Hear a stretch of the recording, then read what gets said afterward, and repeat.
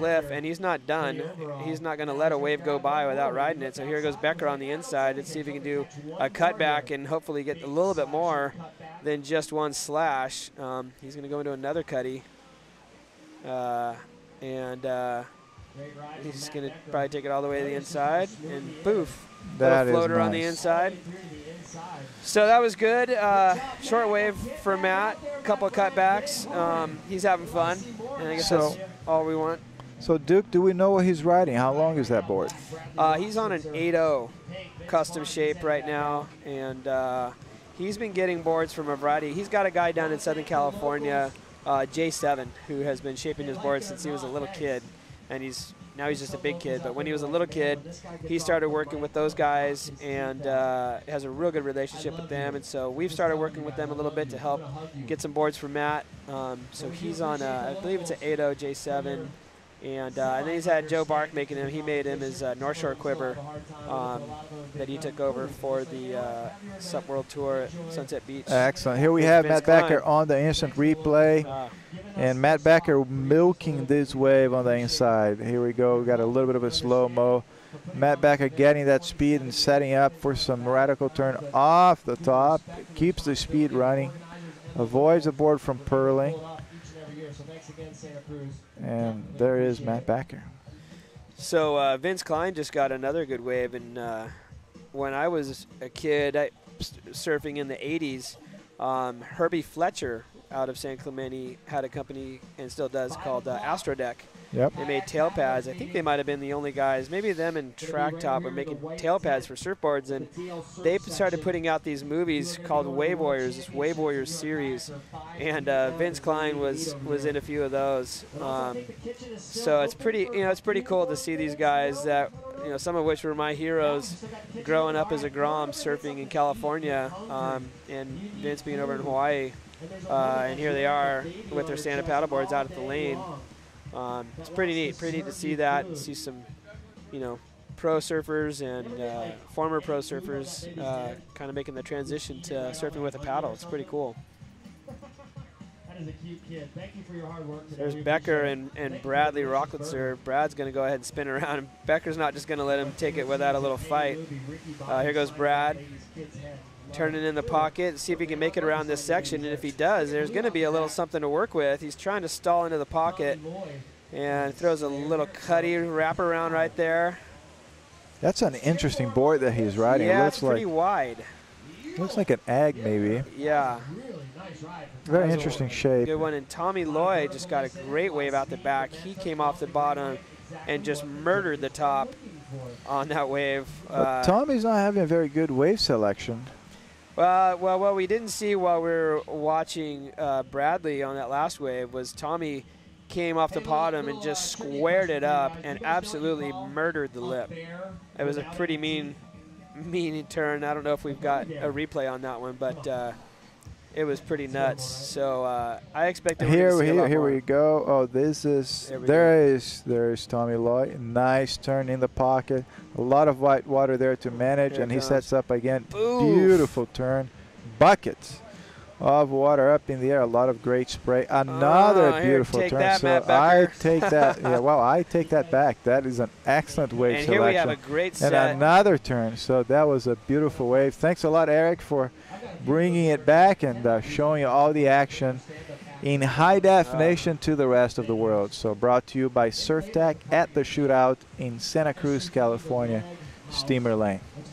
So while we're watching that replay, Matt Becker was just frothing as he was paddling past Tommy, and Tommy threw that gaff. Oh, that could be a great wave. That could be. That's Tommy Lloyd right there setting up. Beautiful pocket. You're going to see something violent here. Nice turn off the top. He sets up. There is Tommy Lloyd. Matt Becker all the way on the outside screaming now. Down the line. Here it comes. Come on, there Matt. There you go. Off the top, huge and beautiful turn. That was a huge top turn.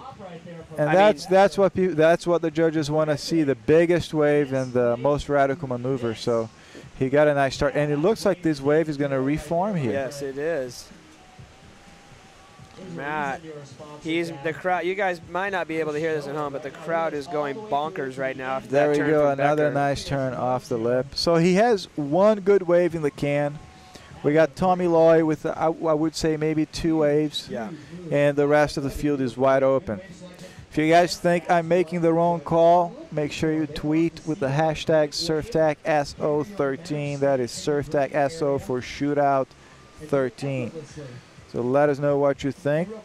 So that turn from Becker was critical. Here we go. Might have been the best turn that I've seen so far today. There we go. Play-by-play. Matt Becker off the top. He is flying down the line. Sets up, slows down a little. There will be a lot of action coming up here. As you see, Matt Becker goes for a cutback. He's just milking this wave. Well, because he knows if he makes it past into that inside section that it's going to line up again, and it's going to give him at least – he saw Chuck doing those floaters on the inside in the last heat, and he knows that that's there. So he's trying to get himself all the way to the inside so he can set up one of those floaters and really in the way with an exclamation mark. And one of the things that you notice in Matt Becker's surfing is how tight of a turn he can pull off close to the pocket. One of the dangers of doing this is that the rail of the board will catch with the white water and you're going to fall backwards. So you have to, if you're going to go for that, you got to go tight, you got to go fast and recover very quickly, otherwise you're going to be out. So that's one of the impressive things here that we see with Matt Becker, just whipping that board around very tight to the pocket. It's so hard to do, and for him to hit that section on the outside, I mean, he took off on that wave, had lots of speed, drove down the line, came off the bottom, and he saw what was there. And, you know, me, I would have gone around that section and opted for the cutback, but Becker goes straight to the bottom and just carves the thing up into the lip, hangs in the lip right there, pushes his tail out, and then comes down. I mean, that was a critical turn in a really critical section of the wave. And it's not easy to do, but to your point, when he gets to the inside, and now the wave's waist high, and he's on an 8-foot board, and he's able to go top to bottom and get his full 8-foot board straight up into the lip and then spin it around and drift the tail. I mean, that's not easy to do on a 5'10", much less an 8-foot board with a paddle. So it's really impressive. And Becker's definitely one of the more progressive surfers that we see today in stand-up paddling. You know, along with Kai Lenny, obviously, and Zane Schweitzer and some of those guys over there. So no doubt, and one of the things that you're usually looking for is not just the most radical turn, but maintaining speed is also a key element in this.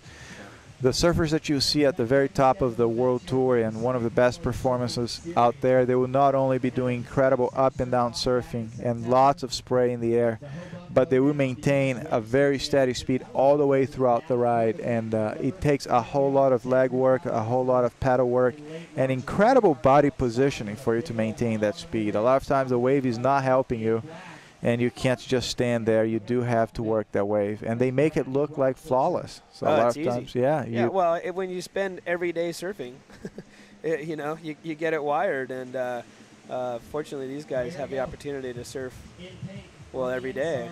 And so, is this Vince Klein out there? Tommy Loy on the nose. That's Tommy Loy. There you go. Going for a beautiful nose ride, and he's going to set up now for a little turn. There we go. Goes for the cutback off the lip. Really smooth rider, as you can see, making it look easy out there, but I'm not sure the wave will offer much more, but he did milk it. He milked it. The guy's got style. He does. I was watching him yesterday and was just blown away. He was absolutely ripping yesterday. And I saw him get one wave yesterday. I think he fit every maneuver that's ever been done on a wave in one wave. He started with a nose ride and then just squared up and went 1 o'clock straight up, did a mean turn and then a cutback. And here's Matt Becker on the outside, just Mr. Wave Magnet. There we go, going for that speed again. All those little beautiful turn. Like, he didn't have much of a speed there, and he still was able to just whip that board around. And there goes Matt Becker setting up for the cutback. He goes into the whitewash. Will this wave reform? It's not looking promising, and Matt Becker kicks out. And we just saw, while Becker was riding that wave, Brad Rocklitzer took off on another set wave right behind it. Looked about the same as Becker's, and then just swallowed him up and kind of died. It really didn't offer much. And here's Vince Klein. Vince Klein, a legend. Just cruising. What was it? Wave Warriors, right? Wave Warriors, yeah. I can't remember. Wave Warriors 2 or maybe Wave Warriors 3. And, so is that a shortboarder claiming the peak, something like that? Yeah, he better watch out, man. Vince Klein, he's a gnarly dude. You do not want to mess with that guy. One of the things that I notice about Matt Backer surfing is that a lot of surfers, they will try to set up for the maneuver right after takeoff. But Matt Backer, he tends to keep the board pretty high on the wave. Yeah. And he hops, he does a little bit of like a Huntington hop off the top, gets a lot of speed, drives down the line, and then sets up for a maneuver. So a very different style, but that's one of the things that gets Matt Backer going with all that speed and those turns. So yeah, it definitely works. It does. It worked on that first wave that we saw earlier, as we see Tommy Loy out the back.